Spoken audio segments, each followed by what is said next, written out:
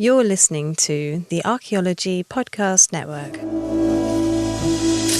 This is the CRM Archaeology Podcast. It's the show where we pull back the veil of cultural resources management archaeology and discuss the issues that everyone is concerned about. Welcome to the podcast.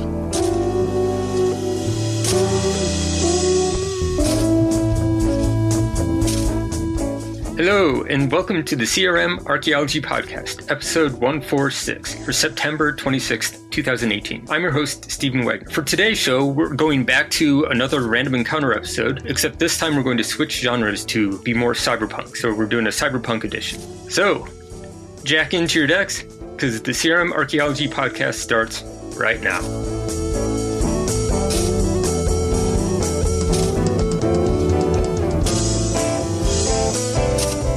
Joining me today is Bill in California. Hello. And special guest, a different Bill Auchter. Hi, from the East Coast. So we could be East Coast and West Coast Bills. Oh, that'll work well. I like that. Okay, so for today's episode, we're doing another random encounter episode. We did a previous episode, which we'll dig up and put in the show notes. That one was a little bit more D&D focused and with a kind of fantasy setting. And the way that these work is we have a list of topics, and Bill Auchter, East Coast Bill, is going to roll a die and pick a topic, and we will relate it back to CRM Archaeology. Bill is, if you follow him online, he's no stranger to role-playing.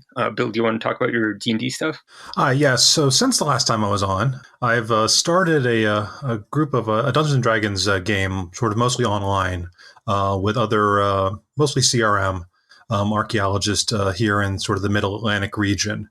Right now, we're sort of playing conventional D&D because for a lot of us, we're trying to learn the game as we go along. But sort of one of the long-term goals for this, and hopefully I can report later down the road, we're trying to make things a little more archaeology-focused within the game, sort of explore some of the themes, theories, practices of archaeology within a fantasy setting as sort of a way of sort of educating the public about archaeology. So we're playing around with that right now. Sure. So you're kind of doing an archeo gaming sort of thing, but analog.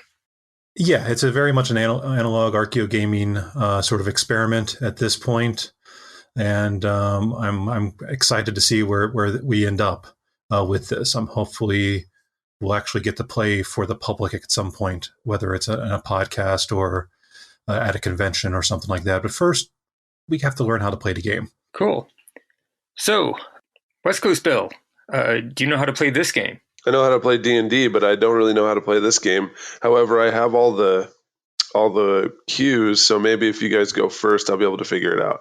Okay, well, and also for the audience, the way this works is we have a list, in this case, of 10 cyberpunk-themed topics. East Coast Bill is going to roll a die, pick one, read it off. They don't actually know what the topic is because it's all metaphor on the random table. We'll have a link to that table on the show notes. And then I will read off the actual question, the actual theme. Both Bills will have to think quick, come up with an opinion, which shouldn't be too hard for any of us. And then just have a few minutes to talk about it before we move on to completely the next topic. East Coast Bill, are you ready to roll? Okay, let's do this. Let's see what we get. All right.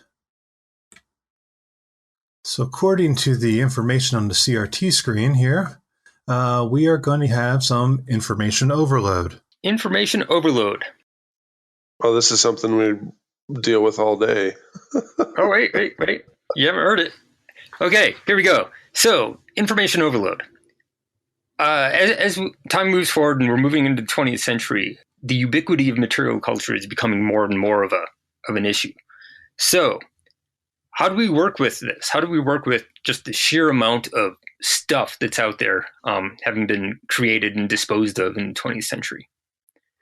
West Coast Bill, since you already started talking, you can pick this up. Yeah, so I guess the question is how do we deal with all the stuff that we've already dug up? I don't really even know where to begin on that one.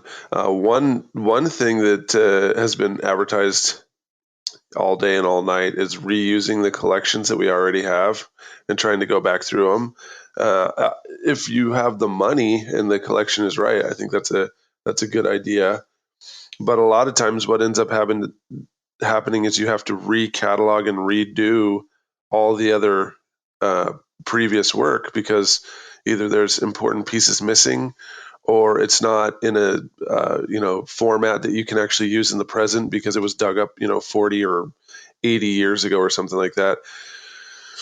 So I guess going back to the information overload, when it comes to the artifacts, those are still there as long as they haven't been soaked in formaldehyde or DDT or something like that. We can still access them.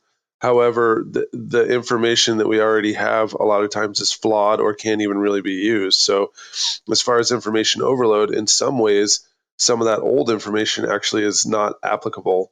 And so then we end up having to add more information, adding more information to the overload.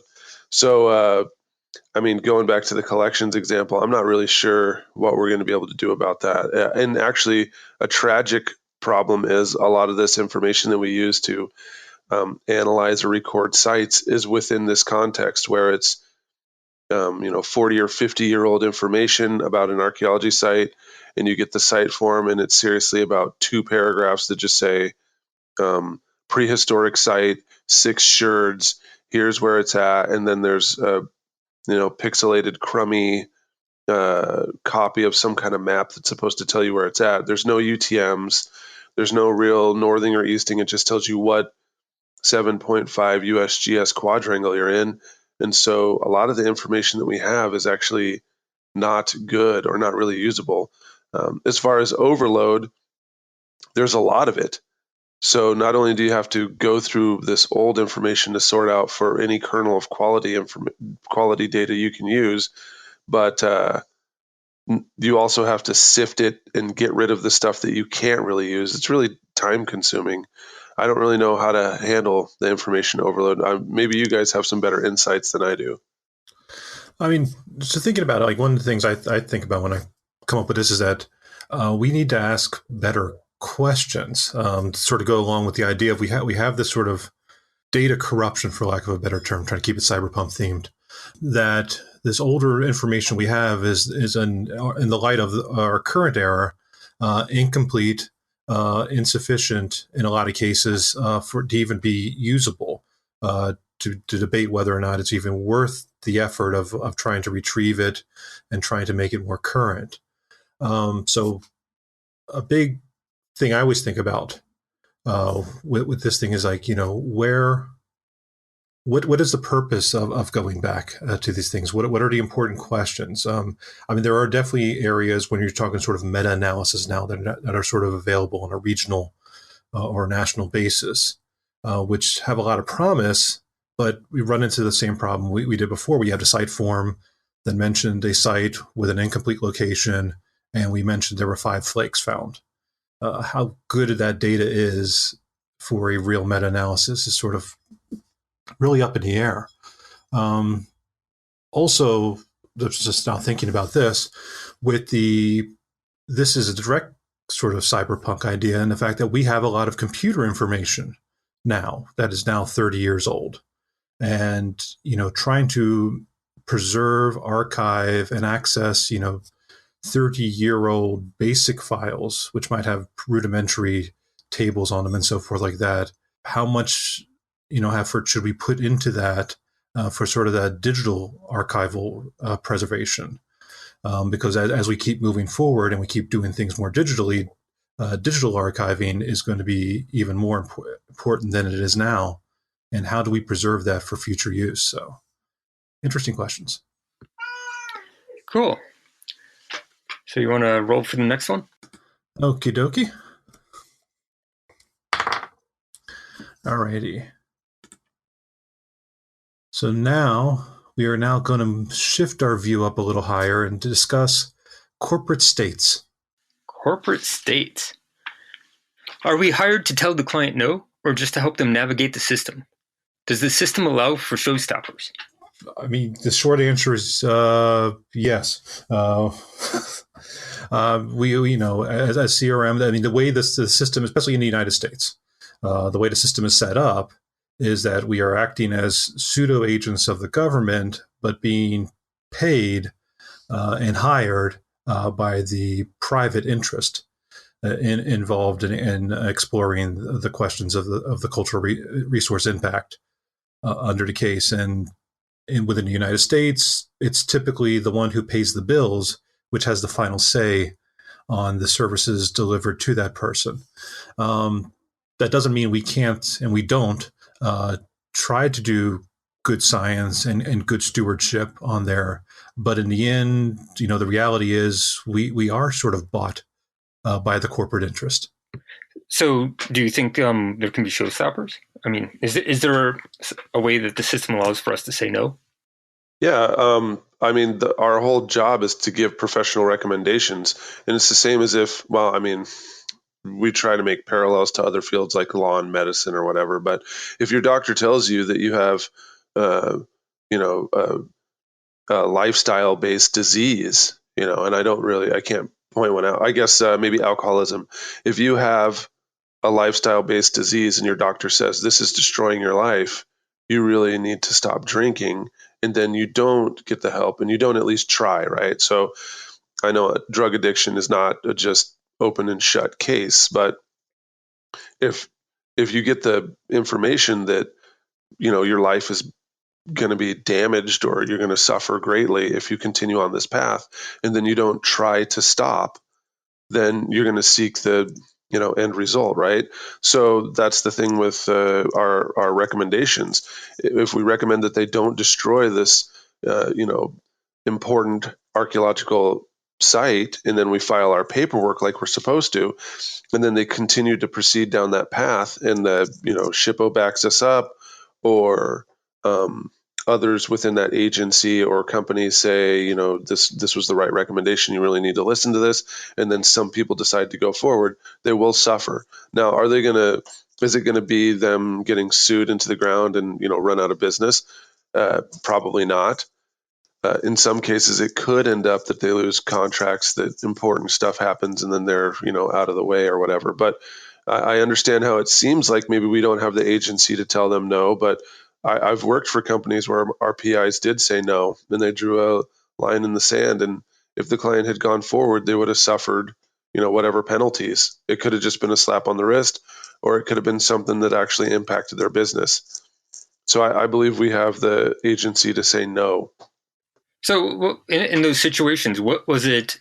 A situation where there was no way to mitigate out of it, like you couldn't move the building or excavate the site or something? So one that I'm thinking of is there was a site. The site doesn't know about property boundaries, right? So there's archaeology on two sides of a property boundary. One property administrating. Oh, and they were both owned by a private company. The land was owned by a private company. However, the project was being administered by two different agencies, right? One was a large national government, federal government agency. The other one was a local agency, right?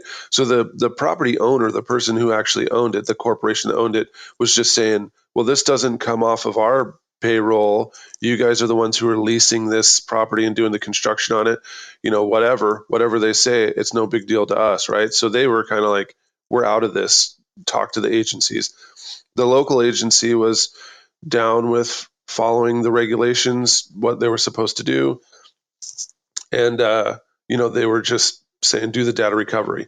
The other agency kept trying to say that because the site was on the state agency side, then it doesn't have to do anything because that's all on their side. But, we were explaining that, the site, it exists whether there's a arbitrary property boundary or not.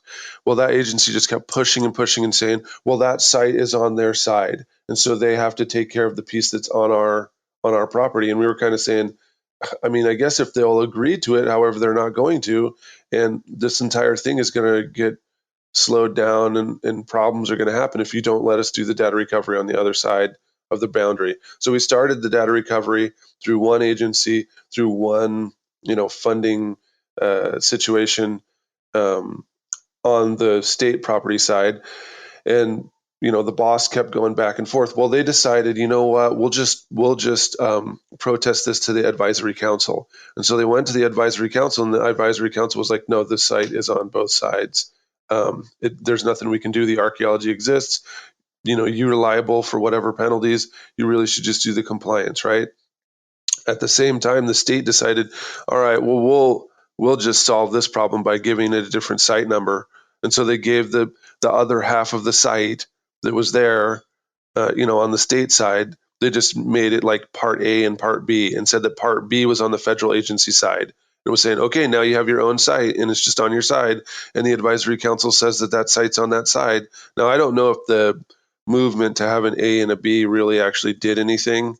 But really, the advisory council, by saying that you must do the compliance, it's on your property, and whatever the site name is, and even if it's consistent across boundaries, it doesn't really matter. You still have to do it. Well, that individual decided that they still weren't going to do it, and so they went to their legal department of their agency, and that person was saying, well, we're just going to suffer penalties and all this other stuff if you don't do it.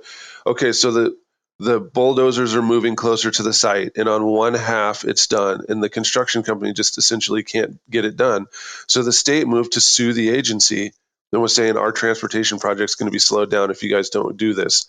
And then magically overnight, we ended up having to do compliance on that. And they continued to be a thorny client all the while, but that was a case of where my bosses just weren't going to move on it. It was an important site, and they just got the data recovery. I mean, this took multiple years, but it ended up happening. And that was a case where the bosses just wouldn't budge on it. They didn't fold. Oh, that's weird. That's a really complex situation. Yeah, it's a pretty sweet site. Yeah. So that's the first segment. After this break, we'll return and select some more topics and talk some more. See you after the break.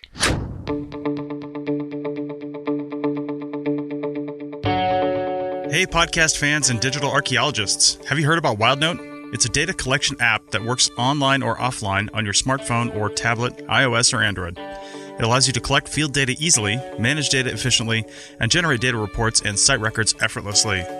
We have a growing list of state site forms built in for your use, and some generic forms that will work anywhere. Check out the shovel testing and photograph forms. You can get a free all-access 30-day trial today by going to wildnoteapp.com. That's wildnoteapp.com for your free 30-day trial. Now back to the show.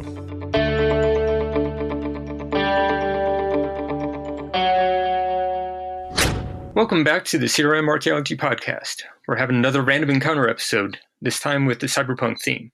East Coast Bill, would you like to roll the die and choose the next topic? All right, let's go see what we're going to jack into this time. Gotta be the cyberspace deck. We are going to now explore the social credit system. Oh man, I really like this one. And it's barely even cyberpunk. I'm sure you've seen the news recently about China doing a social credit system where basically because you're constantly being monitored by the various CCTVs and just, the sheer amount of data that they're tracking people with, that, if you do good things, you get good points. If you do bad things, you lose points. And you have a social credit rating that affects how basically, what you're able to do. Like if you have too low of a score, you get excluded from things. If you're doing really well, you're, held up as a model citizen. So in terms of that, for CRM archaeology, had me thinking about unpaid labor. And we go to conferences, we publish papers, we interact with local societies and do, volunteer type stuff with the public, to, do public education and stuff like that. How much of this do we need to do to build up our essentially social credit as archaeologists? Like, can we not do any of these extra credit things and still be considered a good archaeologist? Do we have to do this? What do you guys think? Well, I mean, I'm thinking about it, and it's sort of where, when I think about archaeology, I always think of that we were sort of wearing two mantles. We're the professional, the one who goes to work, who does a job, who gets tasked and gets an income based upon that. But also archaeology itself is also a vocation. It's also a sort of an identity of, or can be, of who you are. And with that identity, so a lot of these things we talk about are the kind of things, if we left CRM, we still might be doing.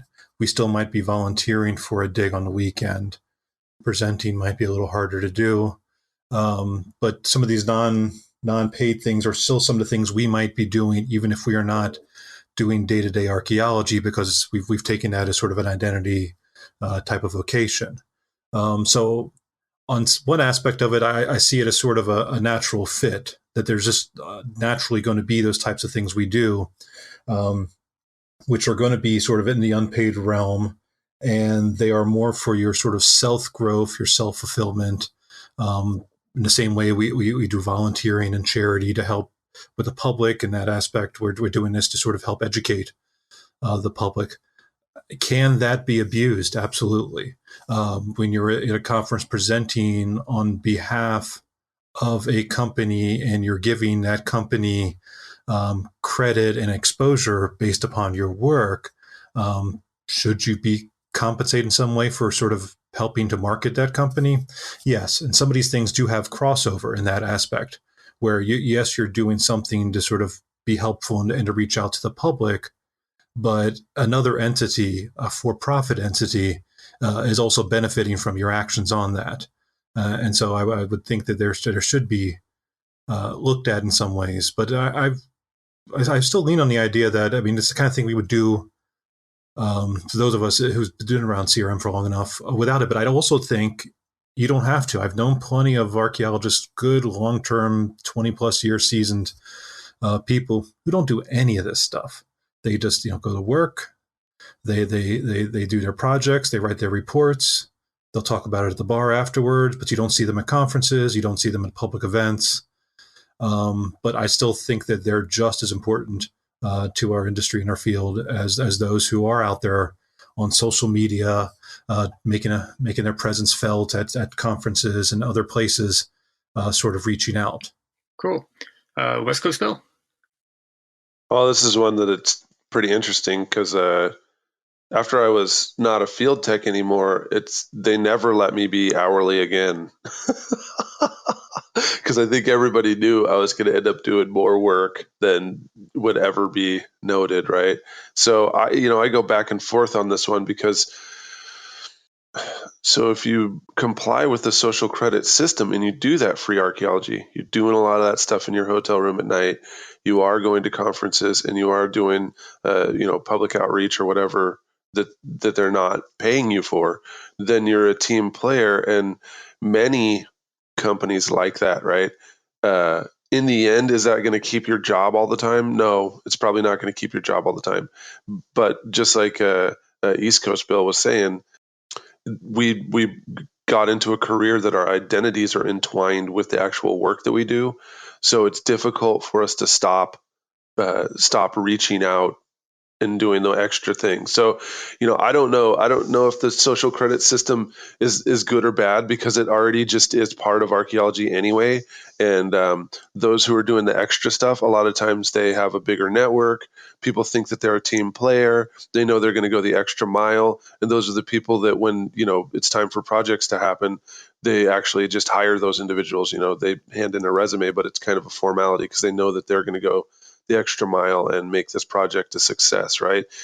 The other people who have been doing stuff for 20 years, the only way that they would be top dog in any kind of hiring system is if they were well known for good work.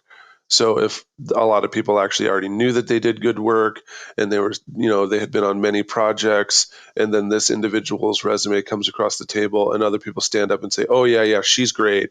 You really should hire her. She's a solid person that, has a lot of experience and handles herself really well in the field, and also can help in the office and stuff. So that person will end up getting hired because other people know them. However, other people who maybe um, aren't necessarily known for their work, but go the extra mile and stuff, a lot of times they can build the network that helps them get hired, whether they're good or not. And then just the whole credit system, I'm afraid of that kind of thing anyway, because it can be the pathway towards you being a doormat, where magically it's just expected that at night you're going to do, 80% of the paperwork, quality checking, and making sure everything works, and they're not going to pay you at all in your salary. So your pay goes from $30 an hour or $25 an hour to like 10 or 12, because you're putting in like 14-hour days essentially, between drive time that they're not paying you for, and all the free archaeology you're doing at your hotel room, and just basically never being off the clock. I don't know. I think that there needs to be some kind of a balance, right? Because some of this stuff's not going to get done. Like you were saying, volunteering at sites on the weekend, that's just not going to get done because no company's going to pay you. And the only reason you're volunteering is because someone has a research project, or a state agency isn't going to pay for the compliance or whatever. So you're doing that out of the generosity of your own heart and your affinity for archaeology. When it gets to be doing paperwork and editing reports and submitting proposals and writing levels of efforts in your hotel room after a 10-hour day, I think that's kind of abuse. Sure. And when it makes me think about kind of the labor requirements of like grad students, that we expect an awful lot, and then they all but disappear once they get like day jobs, because they have day jobs, and nobody can really keep up that level of output. Anyway, moving on. Shall we roll for the next one? Okay, let's see what we got now. This is me trying to read this one. Okay, so we're going to come up with virtual Adoru. I'm probably saying that wrong. Adoru. I definitely need you to explain this one, because I couldn't even figure it out through Google. Yeah, that's number 4. Okay. It's kind of a play on Aidoru, which is the Japanese word for idol. So a virtual idol. Do the program's structures of cultural historical categories warp our perceptions of the people and places we're studying?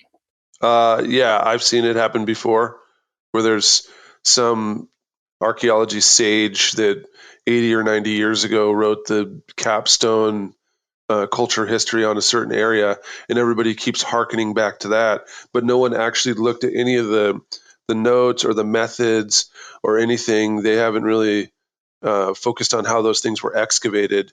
And we have these culture histories that were made by individuals who just dug straight down in arbitrary levels, or just hogged things out and then tried to put it back together and stuff later on.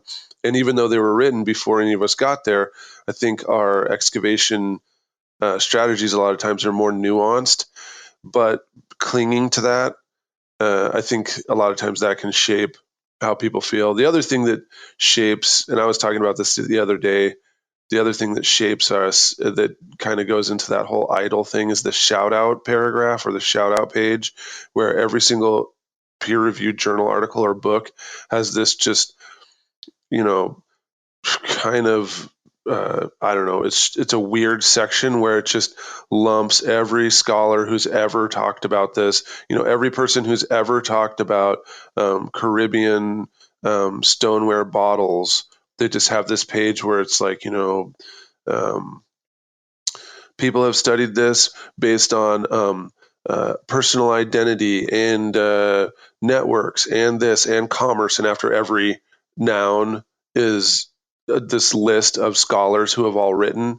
And then it's understood that you will make sure that you write one whole paragraph or a couple sentences about the coolest scholar in that area, that a lot of times is the one who wrote the most cited item whether it's good or bad or whether it's old or new. You're just going to write all this stuff about it. Sometimes I do think that shapes us, because by having that shout out paragraph or that shout out page, it keeps us in that old mindset where we're not really able to talk about the new piece until we've given homage to the old. And a lot of times the old is actually something that we've moved way beyond. But isn't part of that, just demonstrating our familiarity with other people's approaches on this same data set? Yeah, but in CRM reports, we just put a table. Previous projects in this area, here they are, all one table, and then we move on from there. But a table doesn't demonstrate that you've actually read them. Yeah, right? But a shout-out page doesn't either. Oh, sure.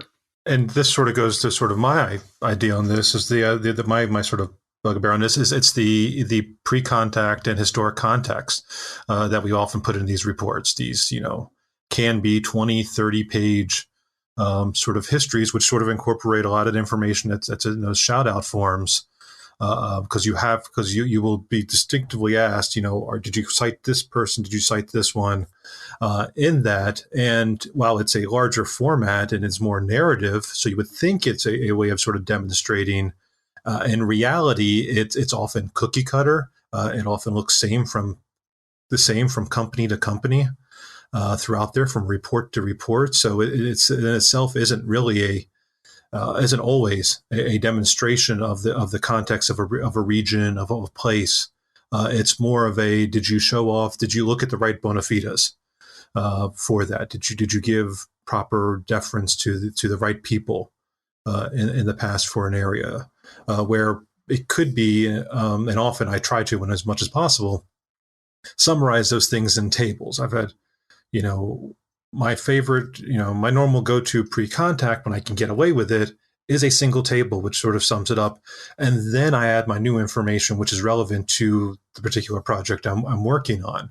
But a long multi-paragraph discussion of fluted points of the Delaware Valley don't necessarily mean anything to a project on the western side of the Chesapeake Bay, unless I start finding fluted points. So I don't need to have that big discussion to do that. But out here, we often find ourselves writing those big, grand regional narratives before we sum up. And general to specific, it's the old story. Start general with the cooling of the Earth's crust, and then move on from that, or start with this entire state, half of a state, and then dial it into your area. Yeah, what is the Carl Sagan quote? If you want to know how to make an apple pie, first you must invent the universe, or something like that.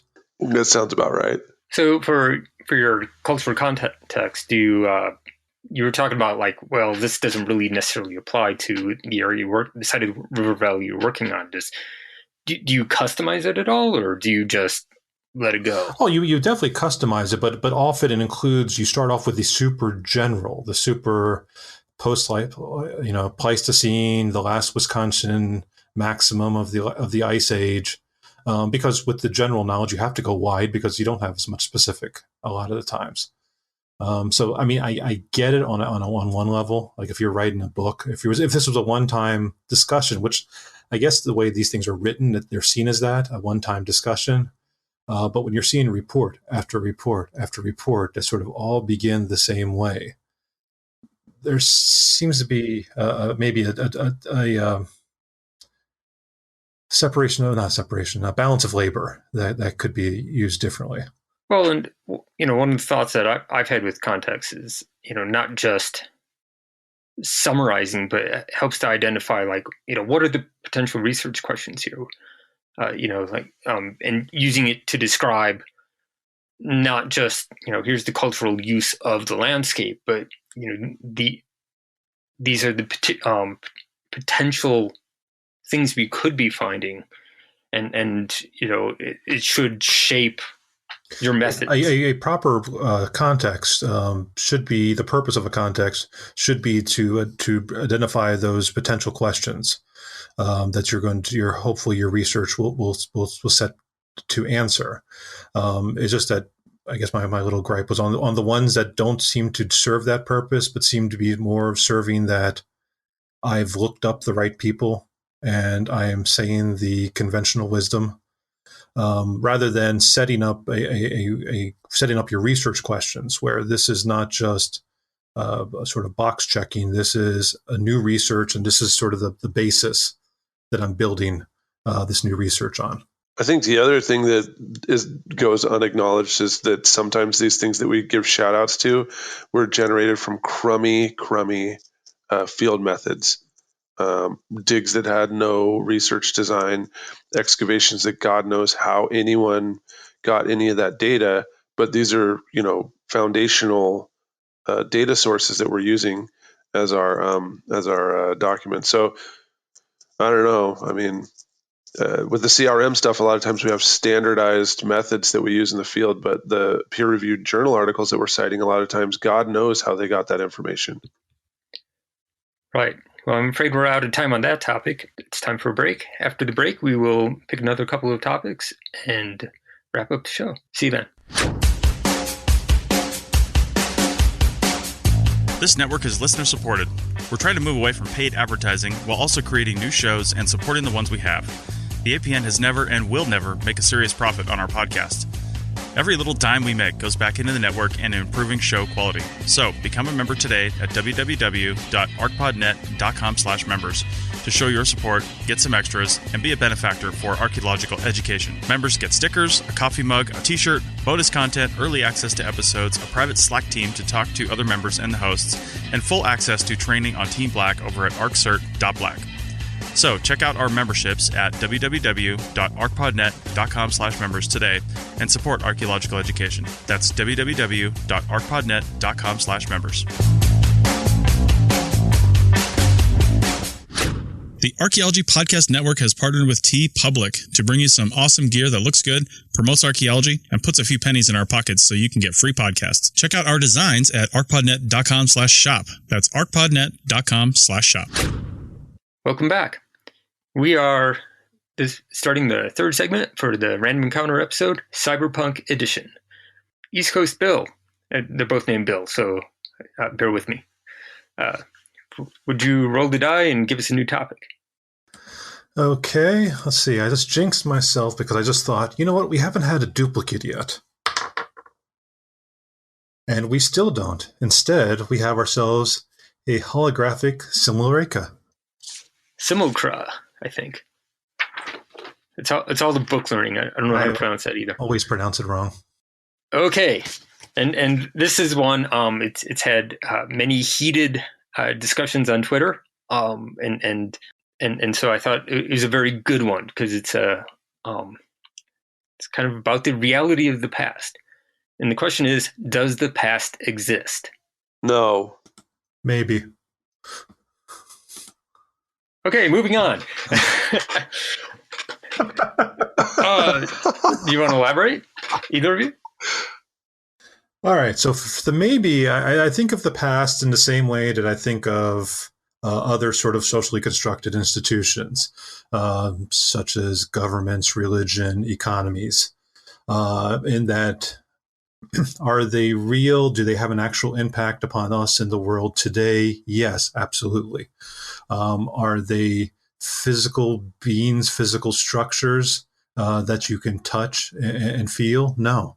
Well, what we dig out of the past are things that are products of today, which we tell a story of a longer time period on them. But we are interacting with objects today. We are not interacting with objects of the past or in the past, as it were. So that's always the filter we have to look at, which is why archaeological interpretation can change over time, why we can relook at, to go back to sort of the first topic, relook at old collections and things like that and see them differently. It's because we are, in reality, interpreting our present through objects of the past. With that, at least I see that's a lot of the work we do. Is that so that's where my maybe comes into play. It's going the whole, I'm using the socially constructed crutch. Sure. West Coast Bill. Yeah, so this is going to get us all into trouble, but if you it depends on what kind of understanding of the universe that you're using, but in the understanding of the universe that we use for archaeology, traditional, archaeology, I guess post-processual or processual archaeology, then there is only the present, and we are, as rightfully stated before, we're interacting with things that were created in the past in the present, and then we're curating them in the present, and then in the future we look at things that were already done in the past, however we engage with them still again in the present.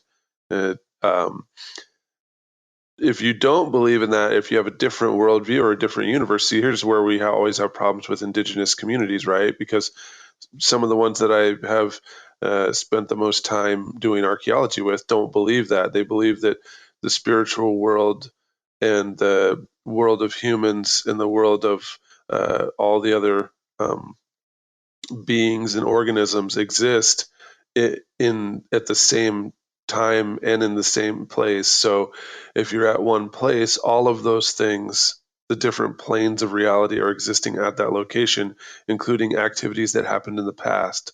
So the past and present and everything are all happening in one space at the same time, that there is no past, present, and future. There's just all things existing wherever you're at. You can perceive them in that location, and they go back as far as you can in timeline, and they go forward as far as you can. So we have difficulties. I don't want to put you on the spot here, except I'm about to. One, you keep using the word past though when you're talking about that, and two, like having that there is, like, if everything's happening at the same moment, in that perspective, how do you work with that with traditional archaeological reasoning then? Like, how does that affect our notions of like stratigraphic deposition, and I mean, how can you account for that? Yeah, I don't know. I mean, we use archaeology, so we have to exist in the present, right? But yeah, so then how do you convey these ideas to individuals who have a different understanding of the world, right? And then also, how can we understand their worldview when we live in the one that's so natural to us? I mean, I don't know. It's a lifelong quest, really, for a lot of archaeologists. Yeah, I mean, I see that as sort of very fifth dimensional thinking. Like, if we are three-dimensional people, we look at a piece of paper which is two-dimensional, but if you were on there, you couldn't visualize the 3D world, but we can see the entire 2D world at once. If you step back to the fifth dimension, you can see the fourth dimension, which is time-space. Well done. See, I'm very sci-fi influenced now because of our themes today. And so so within a scientist or scientific or positivist way of interpreting that, which of course itself is now, we run into questions of sort of an appropriation, because that is not what West Coast Bill's talking about. West Coast Bill's talking about a completely different ideology built in a completely non-Western system. So I'm now jumping onto myself, which could be a different topic for a different day, and maybe is a topic about how us as sort of Western scientists are interacting with these other ideologies. Well, and just to kind of go back to my question to Bill, it does, I think it would be an interesting topic in that, how do we deal with archaeological interpretation or historical interpretation of, like our chain of events, right? If that's not actually like a logical pathway, like does that negate all those arguments, or can you work with that? I mean, I've dealt with those sort of questions a lot when I was doing my grad school, and when I can now, dealing with like a lot of like enslaved populations in the antebellum Chesapeake region. I did a lot of my work in that. And with that sort of study, the questions of things like agency come into play, and to try to discover the agency of the people of the past, is sort of this voiceless population that exists and that don't exist within historical record. How can we use archaeology to give voice to that? Which is a very loaded and a very tricky subject, and I will most likely be stepping on some landmines right now, because there's no way of not doing that when you're discussing this out there, because there are multiple competing interests at that point. There are the interests which want to keep the narrative, as it were, as we see now in this country. There's a sizable there's a very much a lost cause narrative. This would still exist in this country.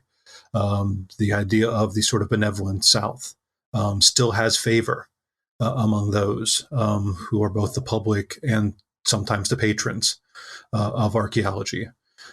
We have other sides which want to come up with a modern liberation narrative that fits along with sort of the contemporary view of identity and so forth, and sort of look for that in the past, where that model doesn't necessarily work, because the people of that time and that place are not using the ideological structures that we do nowadays to discuss identity and place and person, and with the concepts of race and heritage and things like that do mean nothing to the people of those time periods. So trying to look at them through that. So it's always been a tricky subject. I mean, I think when I did my thesis, my grand conclusion was my giving agency to this one enslaved girl that I was studying as sort of my focus in this study was,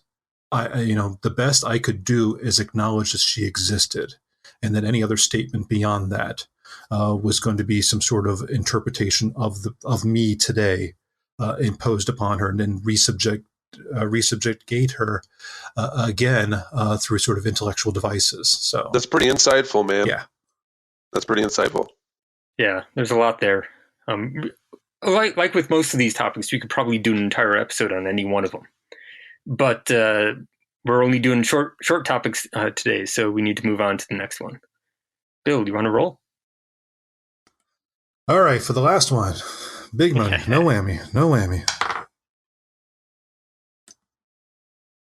We have somehow rolled. I'm going to first give myself credit that I rolled different numbers for each time for this. I'm patting myself on the back. So this time we are going to explore vat-grown ninja clones, like two Bills on the same podcast. Yes, absolutely. Oh, yes. I wanted this one badly. Okay, here it is.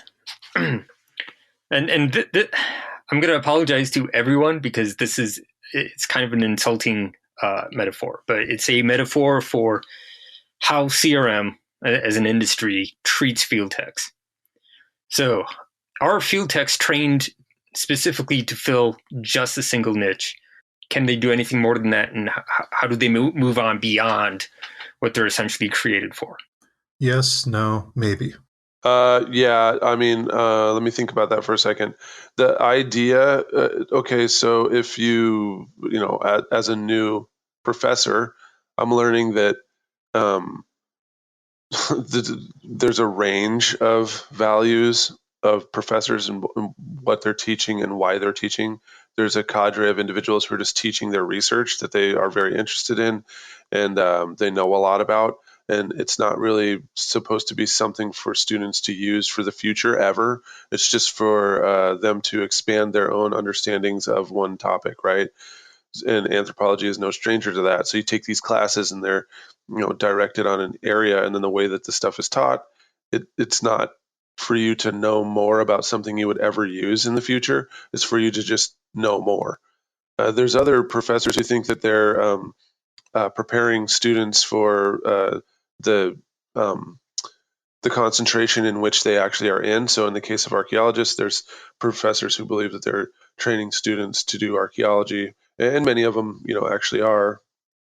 But not all of the people in that class want to be archaeologists, and then also, not all of them will go on to be archaeologists. So it's great that people are learning the things that they'll need to know as an archaeologist. However, many are not ever going to go on to that.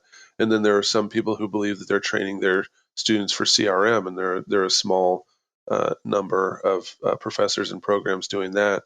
And those folks try their best to prepare students for CRM, but then once again, not all those students are going to go on to archaeology. Not all will go into CRM.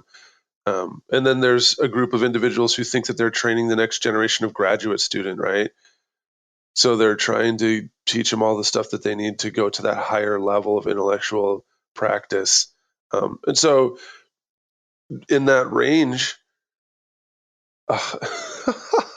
you could be a student and you could get professors all along that spectrum. You could be like me, and there was a couple of professors as an undergrad that were really useful, that did try to prepare me to be an archaeologist. They never mentioned CRM in class, but they tried to get me the tools I need to be an archaeologist.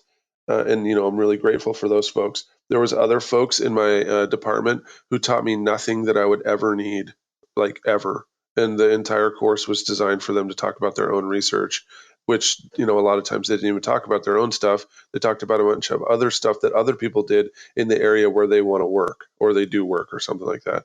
So I got a mixed bag, and it was really on-the-job training that got me to be a field tech, not really stuff that I learned in college. Sure. And when you were going down your list, I was thinking that, more from the employer perspective of, that's essentially what employers want, is they want, ready to go ninja out of the vat, just, hand them a shovel and drive them out to the site and let them loose. East Coast Bill. So, to sort of take this to the next level of sort of like, once you are the CRM field tech, and expectations and so forth. Sort of my thoughts are like a lot of firms, a lot of places are looking to fill billets. They're looking to fill slots. Right now, I'm thinking of a project coming up soon, which would be multiple companies sort of working together as contractors under a grand federal agency contract. And so you're looking to fill in slots. I need a crew chief. I need X number of field techs on there. And with that in mind, you're looking to fill those roles. You're looking for someone who can do the task, whether it's a phase 1, dig shovel test. East Coast, we're always digging shovel test. Phase 2 or 3, so there's going to be test units involved. Can they do that? At no point, I wouldn't say no point, but most of the time, you're not thinking, well, this person's pretty good at digging shovel test. I've worked with them before. I could train them up to do, the next thing. They can't quite do block excavation to the way we need it right now, but we could train them up to that. Often what happens is, nope, I need someone ready-made because we need to fill it this week. We just found out on Monday that we got to notice to proceed and we have to be in the field by next week. So we need to find people we could just throw out there right now. So on a project-to-project basis, you are sort of the clone ninja. You're just thrown out there as a piece of the puzzle. And often it's up to sort of the individual to sort of like take the opportunities that are presented there as sort of training up opportunities. And if you have good field directors, good crew chiefs, good PIs, who are also then going to split their time while they're out there in the field and to sort of give you that next level, begin introducing you to that next level training so that you're able to, on future projects, maybe put you in a direction to do some GIS work, to put you in a position to someday become a crew chief in this. But it's not the design of the work. The work itself is very, very closed into a single box. It's about achieving the goals in that box, and it is not forward-looking at all. So that's sort of the back and forth of like yes and no at the same time. The system is designed not to have you grow or to be anything more than what you were hired for at that time. But the people within that, if they're the right people, can help move you in that direction.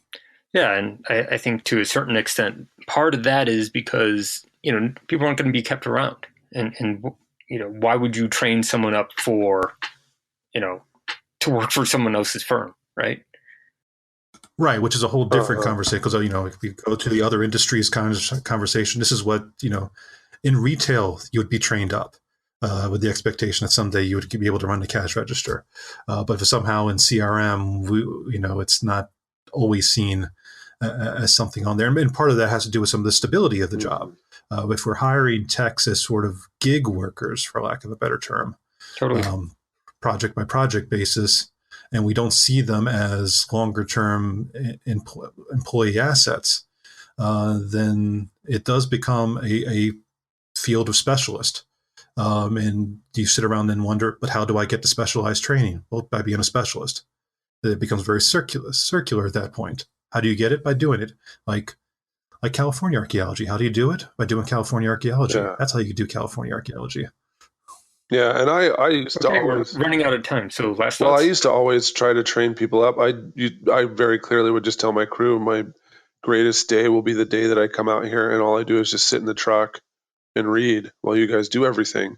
But that never happens because, as I would move higher, there was other stuff that I had to do. And even if I was in the truck, I was doing some other kind of work or something like that. And I never actually got to the truck because, not all the people on the crew knew how to do all the things excellently.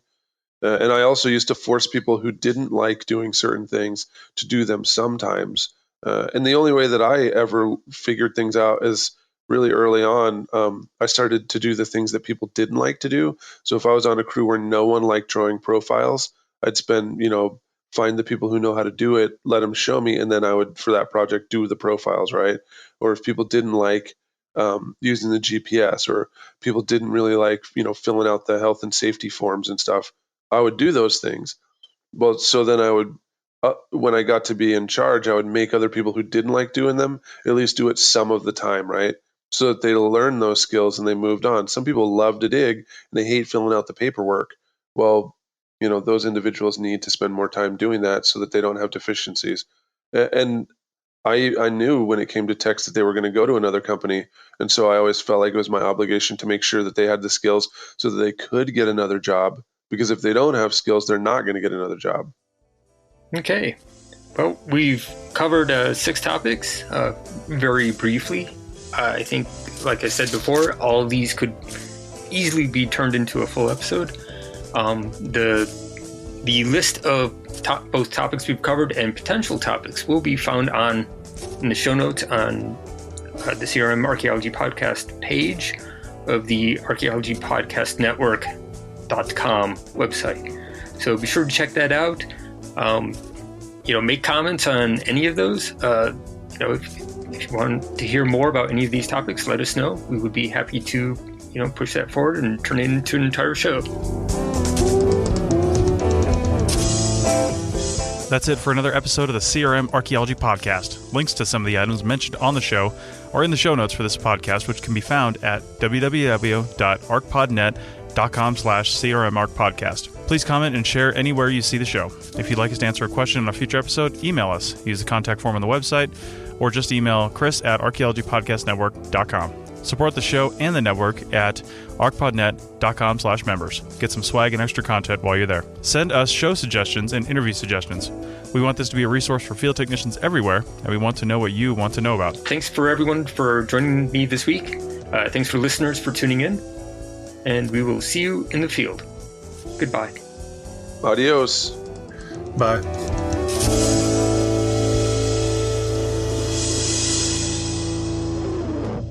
This show is produced and recorded by the Archaeology Podcast Network, Chris Webster and Tristan Boyle, in Reno, Nevada, at the Reno Collective. This has been a presentation of the Archaeology Podcast Network. Visit us on the web for show notes and other podcasts at www.arcpodnet.com. Contact us at chris@archaeologypodcastnetwork.com. And I figure Chris can clean this up. Sorry, Chris. Thanks again for listening to this episode and for supporting the Archaeology Podcast Network. If you want these shows to keep going, consider becoming a member for just $7.99 a month. That's cheaper than a venti quad eggnog latte. Go to arcpodnet.com/members for more info.